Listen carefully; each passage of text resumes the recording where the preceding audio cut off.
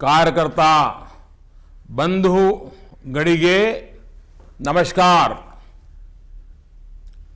तांत्रिक माध्यमात मुल्का तंबोडने चर्चे ನಡೆಸುವ ಅವಕಾಶ ನನಗೆ ದೊರೆತಿದೆ। ಈ ಚರ್ಚೆಗೆ ತಮ್ಮೆಲ್ಲರಿಗೂ स्वागत। कर्नाटक के मेरे सभी साथियों, मैं क्षमा प्रार्थी हूं कि इच्छा होते भी कन्नड़ा नहीं सीख पाया और इसलिए बाकी का संवाद आपसे हिंदी में, कभी बीच बीच में अंग्रेजी में कर लूंगा। कर्नाटक के विकास के लिए भारतीय जनता पार्टी का 3 सूत्रीय एजेंडा है।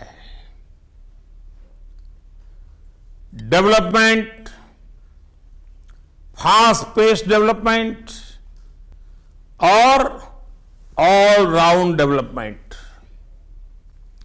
डेवलपमेंट डेवलपमेंट डेवलपमेंट, विकास विकास विकास।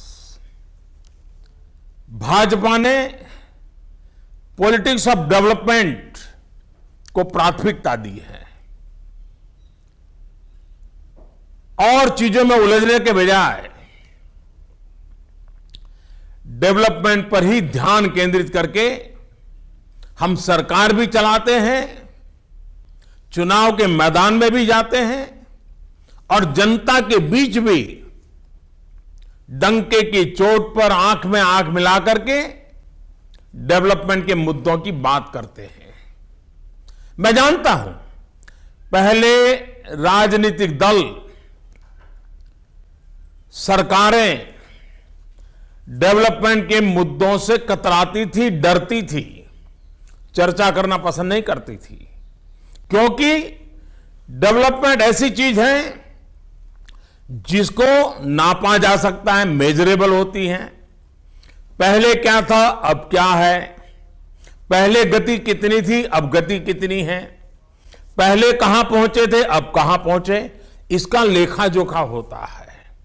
और ये उन राजनीतिक दलों को मंजूर नहीं है, क्योंकि जिन्होंने पूरी राजनीति जाति के आधार पर, पंथ के आधार पर, संप्रदाय के आधार पर, बिरादरियों के आधार पर, अगड़े पिछड़ों के आधार पर न जाने कितने टुकड़े समाज के करते रहे। और ये चालाक लोग क्या करते हैं, हर बार एक जाति समूह को एक ऐसा लॉलीपॉप पकड़ा देते हैं कि उस पूरे चुनाव में वो उसी के अंदर फंस जाता है और भावनावश वोट करने के लिए प्रेरित हो जाता है। दूसरा चुनाव आता है तो उस समाज को छोड़ करके एक दूसरे गुट को पकड़ लेते हैं, फिर उसको कोई नया लॉलीपॉप पकड़ा लेते हैं। आप पिछले 5 या 10 चुनावों का एनालिसिस कीजिए, इन लोगों ने हर बार एक नए समाज, नए समूह को कुछ न कुछ झूठे वादे पकड़ा दिए और चुनाव में जीतने के बाद उनका उपयोग करने के बाद भूल गए और दूसरे गुट को पकड़ने में लग जाते हैं। मतदाता समूहों को बदलते जाते हैं, लॉलीपॉप नए नए डालते जाते हैं और अपनी राजनीति चलाते जाते हैं। हिसाब देने को तैयार नहीं है, जवाब देने को तैयार नहीं है। कोई इनकार कर सकता है कि भारत के राजनीतिक कल्चर की मुख्य धारा कांग्रेस के कुकर्म और कांग्रेस के पाप से जुड़ी हुई है, कोई इनकार नहीं कर सकता। और दलों में भी अगर कुछ बुराई आई है तो उसके पीछे भी राजनीतिक कल्चर कांग्रेस की मुख्य धारा के कारण आई है। जब तक कांग्रेस कल्चर को मुख्य धारा से मुक्ति नहीं दिलाएंगे, मैं नहीं मानता हूं कि हम देश में राजनीतिकरण का शुद्धिकरण कर पाएंगे। कार्यकर्ता भाइयों बहनों, हम विकास के मुद्दे पर चुनाव लड़ना चाहते हैं। हम संगठन की शक्ति पर चुनाव लड़ना चाहते हैं। हम जनता का विश्वास जीत करके चुनाव जीतना चाहते हैं। हम जनता को गुमराह कर करके चुनाव के मैदान में जाने के पक्षकार नहीं है। हमें उनको दिल जीतना है, उनका विश्वास जीतना है। और जनता जनार्दन का दिल जीत लेते हैं, विश्वास जीत लेते हैं, तो चुनाव कोई पराजित नहीं कर सकता। अब विकास की मैं बात करूं, इतना झूठ चलाया जा रहा, और आपको चौकन्ना रहना पड़ेगा। कांग्रेस पिछले 2-3 चुनाव में लगातार पराजय के बाद पहले कभी वो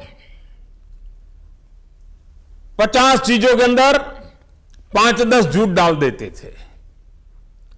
अब 50 बातों में 40-45 झूठ होते हैं और 5 का भी ठिकाना नहीं होता है। और इसलिए आपको झूठ का भी मुकाबला करना है, अपप्रचार का भी मुकाबला करना है, गुमराह करने के अलग अलग तरीके भी अपनाने होते हैं। विदेशी एजेंसियों को हायर करके रोजाना आपको गुमराह करने के षड्यंत्र चलने वाले हैं। ऐसे समय कार्यकर्ता डिगना नहीं चाहिए, उसका विश्वास डिगना नहीं चाहिए, और इनके झूठ में उलझना भी नहीं चाहिए। हमने अपने मुद्दों पर, अपने नक्कर कामों पर हमें आगे बढ़ना है। अब आप देखिए, कर्नाटक में विकास की बात मैं करूं, national highway authority of India, आप कल्पना कर सकते हैं किस प्रकार से हमने काम किया है। यूपीए में इन दिनों यूपीए के समय क्या होता था और एनडीए के समय क्या होता था। आज भारतीय जनता पार्टी की दिल्ली में सरकार है, हमारे एनडीए के साथियों के साथ हम सरकार चला रहे हैं।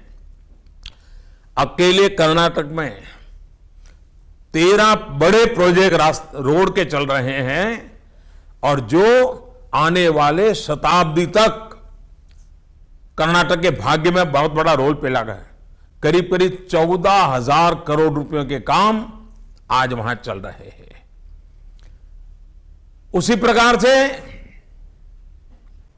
अगर मैं रोड का यूपीए और एनडीए की तुलना करूं, उनके पिछले 4 वर्ष में रोड में कितना खर्चा हुआ और एनडीए के कालखंड में 4 वर्ष में, हमारी सरकार में मैं 4 वर्ष का हिसाब देता हूं।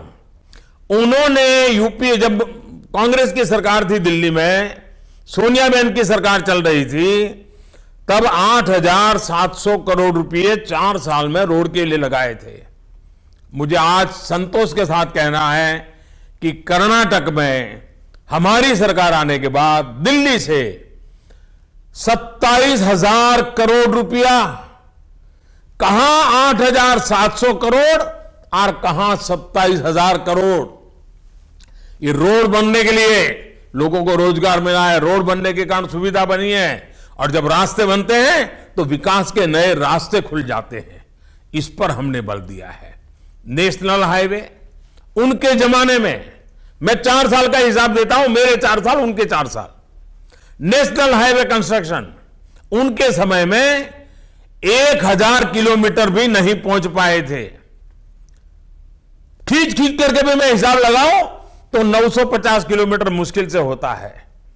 हमने 4 साल के अंदर 1,750 किलोमीटर, यानी करीब करीब डबल काम हमने किया, कर्नाटक की धरती पर किया।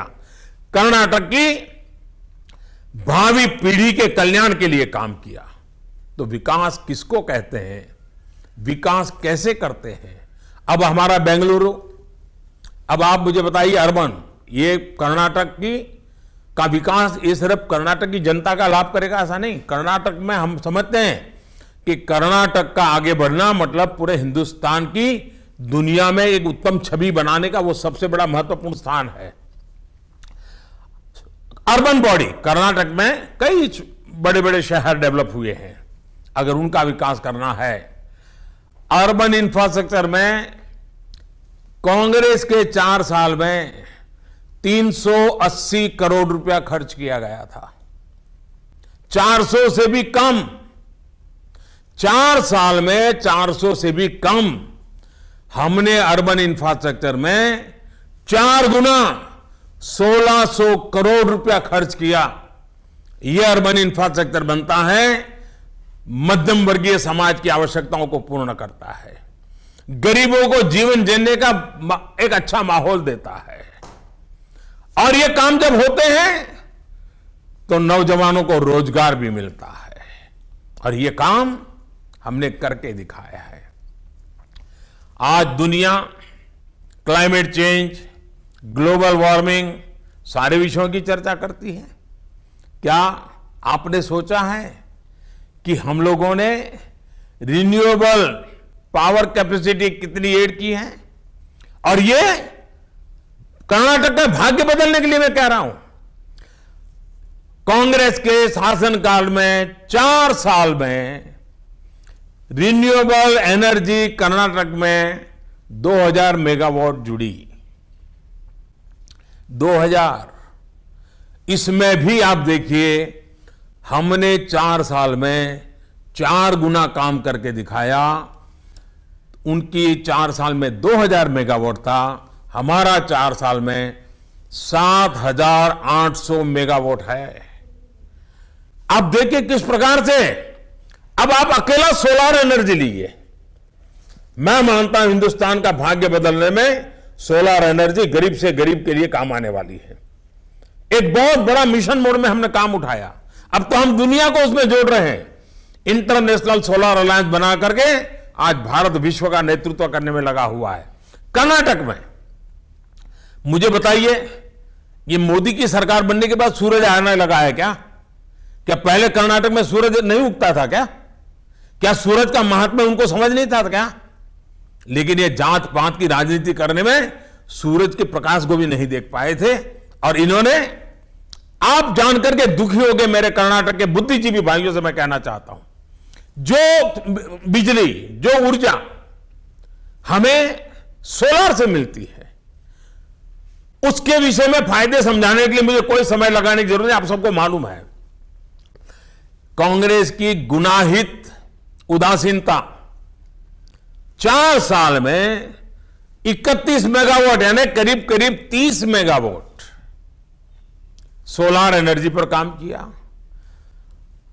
इसी कर्नाटक में भारतीय जनता पार्टी जब दिल्ली में बैठी तो हमने इस साल 4 साल में 4800 मेगावाट, यानी कितना गुना, जरा हिसाब लगा दीजिए। यह काम उनके 4 साल, हमारे 4 साल। अगर वहां की सरकार रुकावटें न डालती, राजनीति न करती, विकास में भी इस प्रकार के सगुफे न छोड़ती, तो शायद आज हम कहीं और पहुंच जाते। लेकिन भाइयों बहनों, मैं आपको विश्वास दिलाना चाहता हूं, ये जो बदलाव का काम हम कर रहे हैं उसको मुझे कर्नाटक में ज्यादा और तेजी से बढ़ाना है। और इसलिए मैं आपकी मदद चाहता हूं। मुझे विकास के लिए और आगे बढ़ना है। कर्नाटक को दुनिया के अग्रिम राज्यों की तरफ लोगों को देखने का मन कर जाए, उस प्रकार की कर्नाटक की ताकत है। बेंगलुरु के नौजवानों ने अपनी उंगली की ताकत से विश्व में बेंगलुरु का नाम रोशन किया है। ये सरकारें हैं जो रुकावटें बनकर के बैठी हैं। और इसलिए भाइयों बहनों, आप मुझे बताइए, कर्नाटक जैसा राज्य, संस्कारी लोग, शिक्षित लोग, मेहनतकश लोग, समाज जीवन में कभी कर्नाटक के लोगों की बुराई सामने नहीं आती है। इतना अच्छा समाज जीवन, लेकिन वहां भी माताओं बहनों को टॉयलेट से वंचित रखा गया। 4 साल में उन्होंने करीब 20 लाख टॉयलेट बनाए। हमने 4 साल में उससे भी डबल, करीब करीब 34 लाख टॉयलेट बनाए। आप मुझे बताइए, अगर काम करना है तो तेजी आती है कि नहीं है? और पहले उन्होंने कितना खर्चा किया? करीब 350 करोड़ रुपया लगाया था। क्या ये गरीब के लिए काम है कि नहीं है? उनको शायद उनकी तो हिसाब किताब ऐसा है कि टॉयलेट बनाने का मतलब होता है बड़े बड़े धन्ना सेठों के लिए टॉयलेट बनाए जाते हैं। इन सारे कामों को तो आरोप लगाते हैं कि मोदी सब धन्ना सेठों के लिए काम करता है। आप मुझे बताइए, क्या कर्नाटक में 34 लाख लोगों के टॉयलेट बनाता है भारत सरकार, क्या वो धन्ना सेठों के लिए टॉयलेट बना रहे हैं क्या? मैं जरा पूछना चाहता हूं। जो धन्ना सेठों के नाम पर राजनीति करते हैं, जहर उगलते रहते हैं, आपको किसने रोका था? 4 साल में आपने टॉयलेट के पीछे सिर्फ 350 करोड़ रुपया लगाए। ये मोदी सरकार है जिसने 4 साल में 2100 करोड़ रुपया लगाया। कहां 350 करोड़ और कहां 2100 करोड़? क्या ये भी धन्ना सेठों के लिए बना है? कब तक झूठ बोलते रहोगे? कब कर्नाटक के लोगों के भाग्य को रोकने का प्रयास करोगे? और इसलिए कार्यकर्ता भाइयों बहनों, चुनाव के मैदान में डंके की चोट पर, हकीकतों के आधार पर विकास के मुद्दे को लेकर आप मुझे बताएं, एलपीजी कनेक्शन, हमारे देश में मध्यम वर्गीय परिवार गैस के चूल्हे के लिए तरसता था। राजनेता गैस सिलेंडरों की संख्या पर राजनीति करते थे। 4 साल में पूरे कर्नाटक में वो मुश्किल से 30 लाख गैस कनेक्शन दे पाए थे। भारतीय जनता पार्टी की दिल्ली में सरकार बनने के बाद हम लोगों को सामने गए देने के लिए, और हमने 50 लाख गैस कनेक्शन दिए। और उसमें 9 लाख वो परिवार हैं जो गरीबी की रेखा के नीचे जीते हैं, जिन्होंने कभी सपना भी नहीं देखा था कि उनके घर में लकड़ी का चूल्हा बंद होकर के गैस का चूल्हा आएगा। 9 लाख परिवारों को मुफ्त में गैस कनेक्शन देने का काम किया। किसने रोका था इनको? इनको ये जवाब नहीं देने हैं, और इसलिए बड़े बड़े शब्दों का प्रयोग करना, कोई भी गाली देना, कोई भी झूठ फैला देना, हल्के से हल्की बातें कर देना। और इसलिए कार्यकर्ता भाइयों बहनों, हम विकास के मुद्दे पर नक्कर धरातल पर, हकीकतों के आधार पर चुनाव के अंदर मैदान में उतरे हैं। हम बच्चों की पढ़ाई, युवाओं की कमाई, बुजुर्गों की दवाई, हम स्टार्टअप को मदद करना चाहते हैं। हम मुद्रा योजना के द्वारा देश के नौजवानों को अपने पैरों पर आत्मसम्मान के साथ खड़े रह करके 2-4 नए लोगों को रोजगार देने का सामर्थ्य देना चाहते हैं। और इसलिए गरीबी से अगर मुक्ति देश को लानी है तो गरीबों को एम्पावर करना पड़ेगा। और 2022 भारत की आजादी के 75 साल, आज आप जो सरकार चुनने वाले हो, वो सरकार 2022 में आजादी के 75 साल मनाने वाली सरकार होगी। आप ऐसी सरकार बनाइए जो भारत सरकार 2022 में भारत के सपने देख रही है, उसके अनुकूल हो। आप देखिए, हमने विकास को नई ऊंचाई पर ले जाने का प्रयास किया है। चाहे रोजगार का मामला हो, चाहे किसानों की भलाई का काम हो, चाहे महिलाओं की भागीदारी का विषय हो, चाहे नौजवानों के सपनों को साकार करने का काम हो, चाहे गांव हो या शहर हो, हर क्षेत्र में विकास के मुद्दे पर गए हैं। और कार्यकर्ता भाइयों बहनों, मैंने पहले ही कहा कि हमारा चुनाव भारतीय जनता पार्टी को कोई एक बात में पराजित नहीं कर सकता। ये दुनिया की ताकत लगा ले, और वो है हमारी संगठन की शक्ति। बूथ लेवल का कार्यकर्ता, हमारे कार्यकर्ताओं के प्रयासों से हमारी चुनाव की रणनीति बनती है। वे धन के आधार पर मैदान में उतरते हैं, वे झूठ के आधार पर मैदान में उतरते हैं, वे परिवारवाद के आधार पर जुड़ते हैं, वो वंशवाद के आधार पर जुड़ते हैं, वो जातिवाद का जहर फैला करके माहौल बगाड़ने का प्रयास करते हैं। हम एक भारत श्रेष्ठ भारत का सपना लेकर चलते हैं। हम देश की एकता को केंद्र में रख करके चलते हैं। हम समाज के सबका साथ सबका विकास इसी मंत्र को लेकर के चलते हैं। और इसलिए मेरे कार्यकर्ता भाइयों बहनों, मुझे पिछले दिनों आपके बीच आने का मौका मिला और मैंने देखा कि जो उमंग उत्साह मैंने आप लोगों में देखा है, मुझे भी नई ऊर्जा मिलती थी।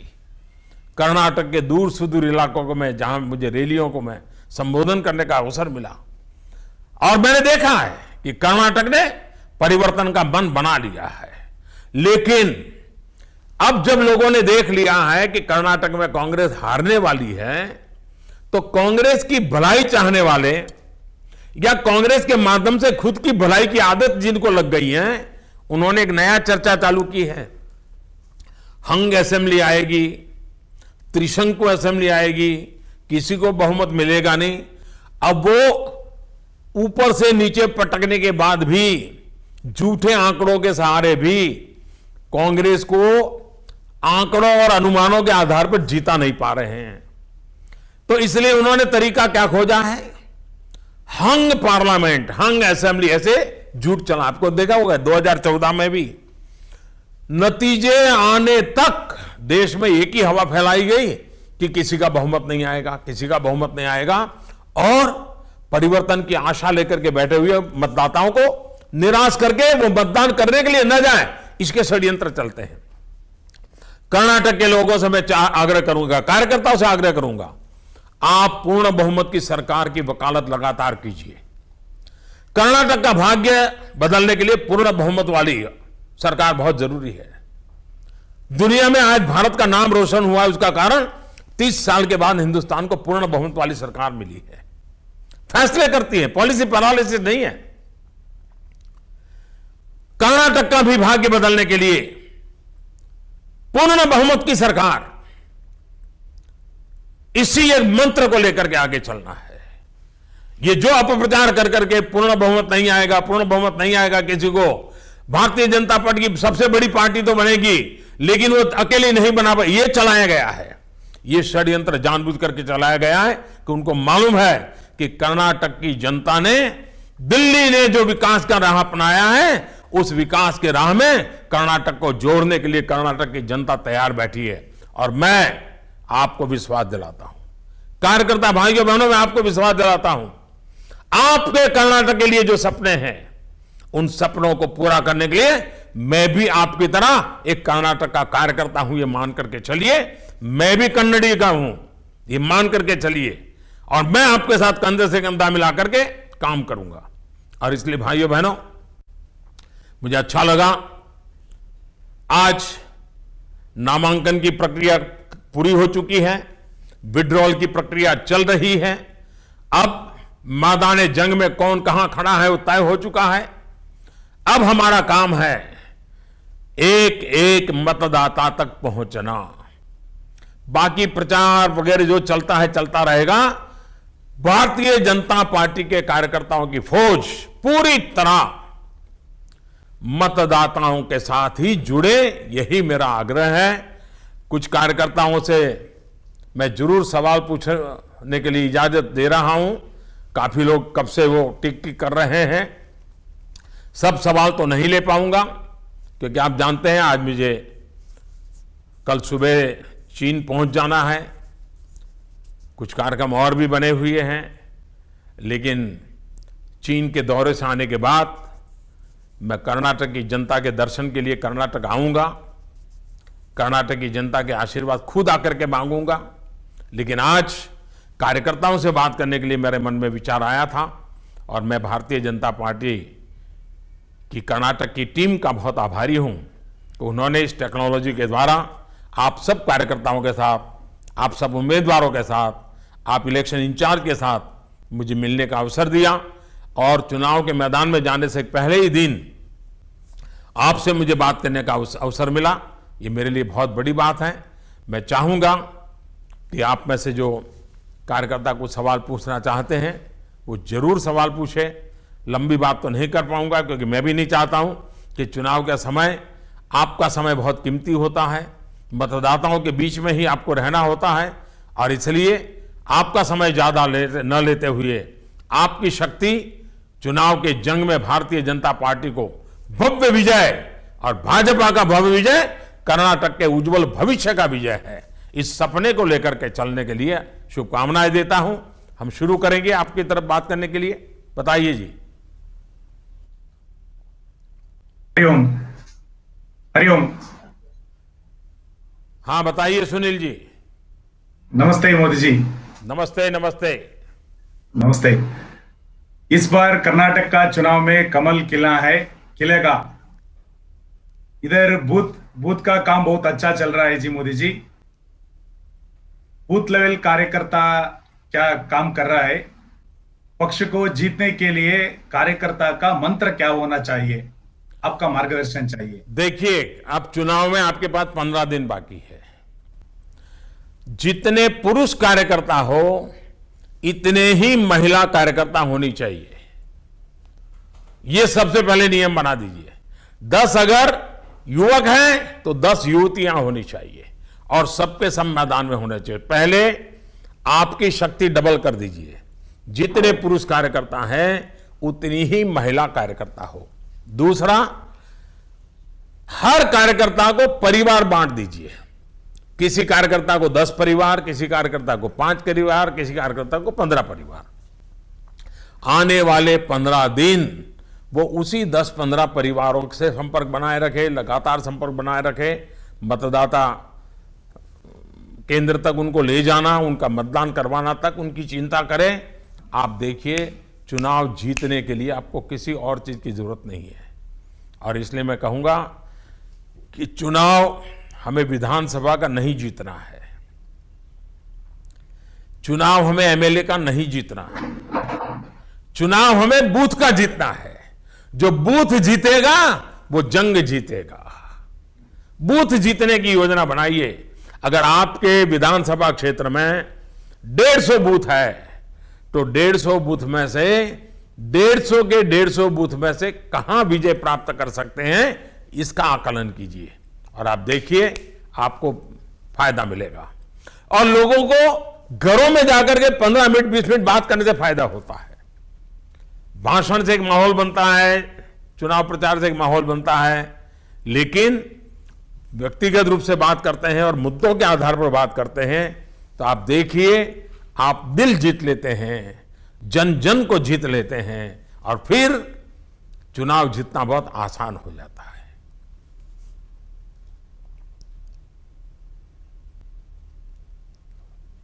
नमस्ते जी। शशिकला जी नमस्ते। नमस्ते भाई साहब, मेरा कोटि कोटि प्रणाम आपको। नमस्ते बहुत नमस्ते। खुश हो रही हूँ, बहुत ही खुश हो रही हूँ, खुश नसीब समझती हूँ। एक तो मुझे अच्छा लगा कि आपने भी मेरी तरह कमल लगा दिया। हाँ, और भी मैं वही चाहूंगा देख- भाजपा का कार्यकर्ता के शरीर पर 12 तारीख मतदान तक कमल होना चाहिए चुनाव में। नहीं, ये आदत डालनी हमेशा चाहिए मेरा हमेशा रहेगा सर। जी। प्रश्न पूछूं? हाँ बता, पूछिए पूछिए। हाँ तो भारत किसान प्रधान देश समझते हैं, भारत का आधार स्तंभ किसान है। तो पिछले 5 साल में मेरे कर्नाटका में किसानों का बहुत बड़ा प्रॉब्लम हो गया, बहुत सारे आत्महत्या हो गई।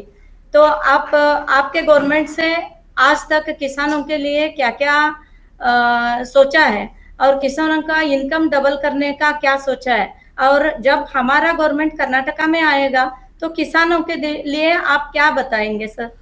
देखिए, आपने किसानों का सवाल पूछा है और मैं मानता हूं ये बहुत ही महत्वपूर्ण सवाल है। आपने देखा होगा कि किसान को कम लागत से, कम खर्च से उसका खर्चा कम हो और कमाई कैसे हो। आपके कर्नाटक में मैं बीच में आया था तो मुझे किसानों से मिलने का मौका मिला और हमारे एक एमपी ने प्रधानमंत्री फसल बीमा योजना का फायदा उठा करके बहुत ही अच्छे ढंग से किसानों को फायदा पहुंचाने की दिशा में उन्होंने काम किया। प्रधानमंत्री फसल बीमा योजना ये किसानों को एश्योरेंस देती है, गारंटी देती है। इसका हम ज्यादा प्रचार प्रसार करेंगे, राज्य सरकार भी उसमें जुड़ेगी, फायदा होगा। दूसरा है एमएसपी। एमएसपी पहले भी घोषित होते थे लेकिन एमएसपी का लाभ किसान तक नहीं पहुंचता था क्योंकि सरकार खरीदी नहीं करती थी। हम राज्य सरकारों को और एफिशिएंट, अब जैसे उत्तर प्रदेश में हमारी योगी जी ने कितना बड़ा काम किया। पहले जहां गेहूं एमएसपी में 1.5 लाख, 2 लाख, 3 लाख टन लिया जाता था और घोषणाएं हो जाती थी एमएसपी का ये दाम दे, लेकिन लेने की व्यवस्था ही नहीं थी। तो किसान को तो बेचारे को बाजार में जाकर के आधे पैसों से बेचना पड़ता था। योगी जी ने इतनी बड़ी व्यवस्था खड़ी कर दी और मुझे पिछली बार बताया शायद 10 गुना उन्होंने धान एमएसपी में खरीदने में सफलता पाई। अब आप मुझे बताइए कि एमएसपी घोषित करना एक बात है और इसके लिए राज्य सरकारों को एफिशिएंट बनाना होता है। कर्नाटक में भारतीय जनता पार्टी की सरकार बनते ही ये एफिशिएंसी आएगी जो किसान को उसका फायदा दे। ई मंडी, आज हमने 500 ई मंडी को बल दिया है, उसका लाभ मिलने वाला है। पशुपालन अतिरिक्त बल देना है हमें, हमने बांस की खेती के लिए अलाउ कर दिया है। अगर हमारे खेत के किनारे पर हम बांस की खेती करते हैं तो आप देखिए कितना बड़ा लाभ होता है। आम कर्नाटक के लोगों को मैं एक और खबर भी देना चाहता हूं।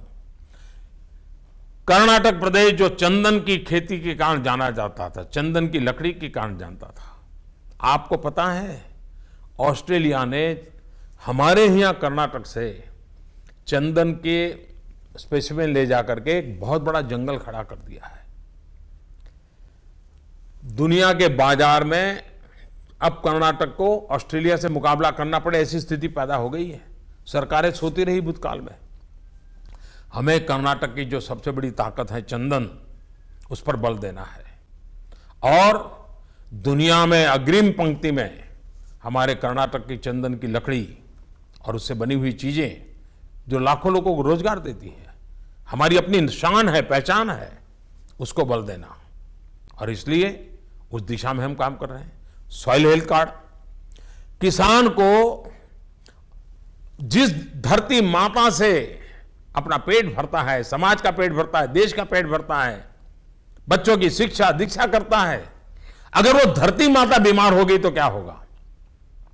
धरती माता, इसलिए सॉइल हेल्थ कार्ड, हमारी धरती माता की तबीयत कैसी है, वो कहीं बीमार तो नहीं हो गई, उसके अंदर कुछ कमियां तो नहीं आ गई, बिन जरूरी उसमें फर्टिलाइजर तो नहीं डाल दिया, बिन जरूरी उसमें पानी तो नहीं डाल दिया, दवाइयां तो नहीं डाल दी। हमारे किसान को आधुनिक और वैज्ञानिक खेती की ओर ले जाने के लिए यह काम करना है। सोलार पंप, जैसे मैंने कहा कि सोलार रिवॉल्यूशन के लिए कर्नाटक में बहुत काम कर रहे हैं। आगे के दिनों में हम किसान को सोलार पंप की ओर ले जाना चाहते हैं। सूर्य शक्ति से चलने वाले पंप से ही वो पानी निकाले और ड्रिप इरिगेशन से आगे पहुंचाए, स्प्रिंकलर से पहुंचाए, उसका खर्चा कम हो जाएगा। हम वैल्यू एडिशन चाहते हैं। आपको मालूम होगा, मैं कर्नाटक में बहुत पहले जब नई नई सरकार बनाई उसके कुछ ही महीनों में मैंने कर्नाटक में आकर के एक बहुत बड़ा एग्रीकल्चर में फूड प्रोसेसिंग का बड़ा पार्क का उद्घाटन किया था। अब पूरे देश में हम उसका नेटवर्क बना रहे हैं। हमने पूरा एक ग्लोबल लेवल का फूड का वैल्यू एडिशन के लिए, प्रोसेसिंग के लिए दुनिया के लोगों को बुलाया था। कर्नाटक में इसकी बहुत संभावना है। कर्नाटक में ऐसे उत्पादन हैं जिसका फूड प्रोसेसिंग के द्वारा हम दुनिया के अंदर अपना स्थान पैदा कर सकते हैं। तो ऐसी अनेक चीजें हैं जिस पर हम बल देना चाहते हैं और किसान को एक नहीं। अब आप देखिए, यूरिया में नीम कोटिंग किया, यूरिया की चोरी बंद हो गई और नीम कोटिंग के कारण उत्पादन में 5%, 7%, 15% सुधार हो गया। हम डेयरी में बदल देना चाहते हैं, पशुपालन को हम स्वीट रिवॉल्यूशन करना चाहते हैं। हनी, मधु का उत्पादन, शहद का उत्पादन, हनी का उत्पादन। हमारा किसान अगर 50 भी पेटी रख लेता है अपने खेत में, फसल को तो वो फायदा करते ही करती है मधुमक्खी, लेकिन 1.5-2 लाख रुपया हमारा किसान आराम से शहद से कमा सकता है। और शहद तो रखो, खराब भी नहीं होता है, जब अच्छा दाम मिले बेच सकते हो। एक बोतल में भर करके रख लो, जरूरत पड़ी जाके बेच के आ जाओ, कमाई कर सकते हो। ये सारी संभावनाएं हैं और इन संभावनाओं को लेकर के हम आगे बढ़ना चाहते हैं। हमारा समुद्री तट, हम ब्लू रिवॉल्यूशन पर जाना चाहते हैं। हमारे कर्नाटक का समुद्री तट है, हमारे मछुआरे भाइयों बहनों की जिंदगी बदलना चाहते हैं। हम समुद्री तट पर समुद्री के पानी से सीवीड की खेती करके उसमें से फर्टिलाइजर की बदली में दवाइयां, उसमें से फार्मास्यूटिकल के लिए दवाइयां, आज उस पर हम बल देना चाहते हैं। तो ऐसी चीजें जो आराम से कोई कर सके, उन चीजों को लेकर के आना चाहते हैं और टेक्नोलॉजी का उपयोग करना चाहते हैं, आधुनिकता का उपयोग करना चाहते हैं। और मुझे विश्वास है कि हम किसानों की जिंदगी बदलने में सफल होंगे। अच्छा लगा आपने मुझे कृषि के संबंध में बातें करने का मौका दिया।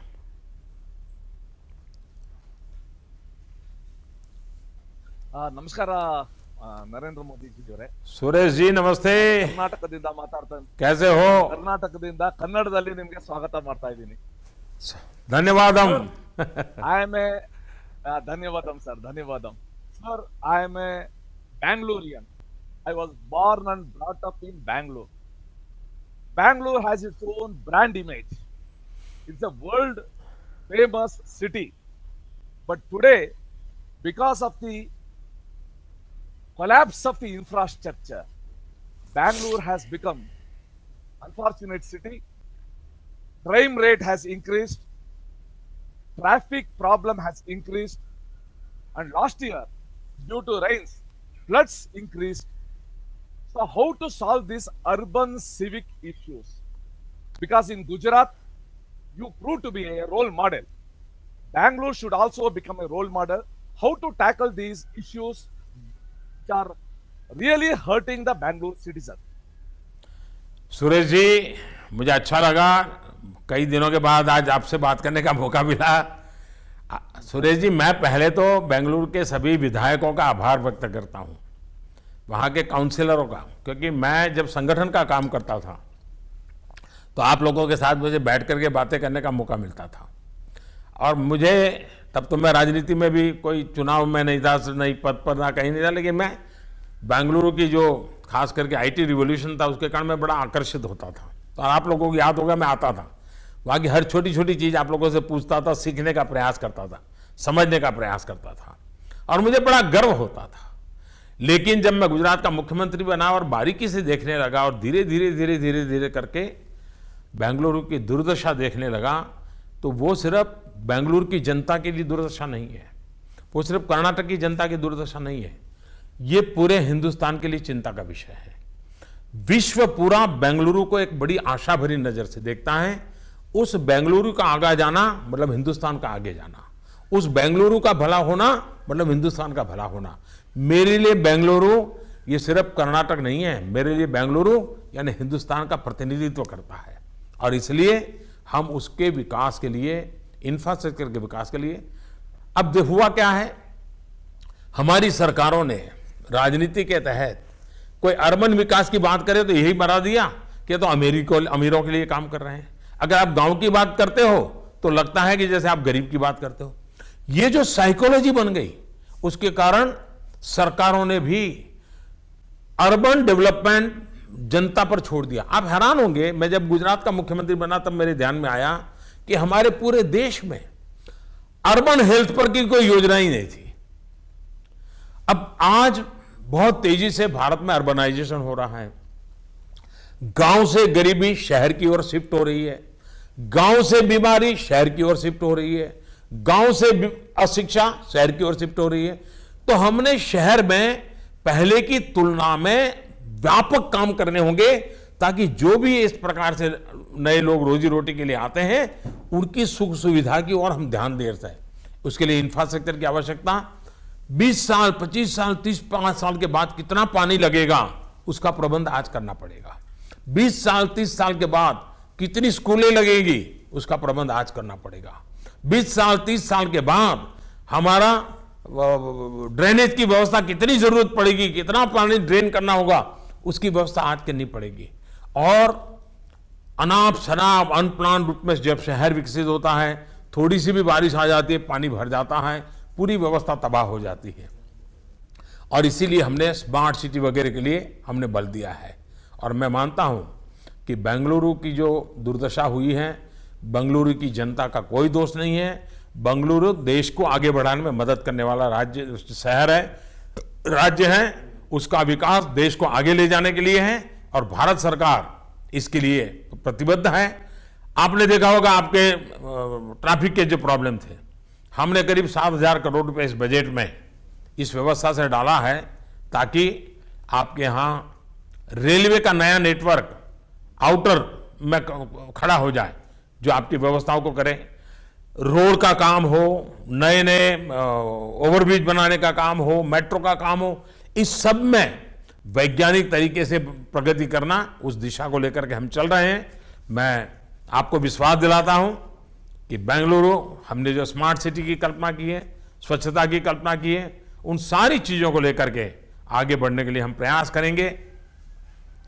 मैं फिर एक बार आप सबको शुभकामनाएं देता हूं। लेकिन जब मैं यहां आपके बीच आ रहा था, उसी समय मुझे उत्तर प्रदेश से एक दुखद समाचार मिले। उत्तर प्रदेश कुशीनगर में जो हमारे बच्चे स्कूल वैन में जा रहे थे, वो रेलवे से टकरा गए, काफ़ी बच्चों की मृत्यु हो गई। बहुत बड़ी दुखद समाचार मुझे यहाँ आते ही सब मिला, बहुत पीड़ा हुई।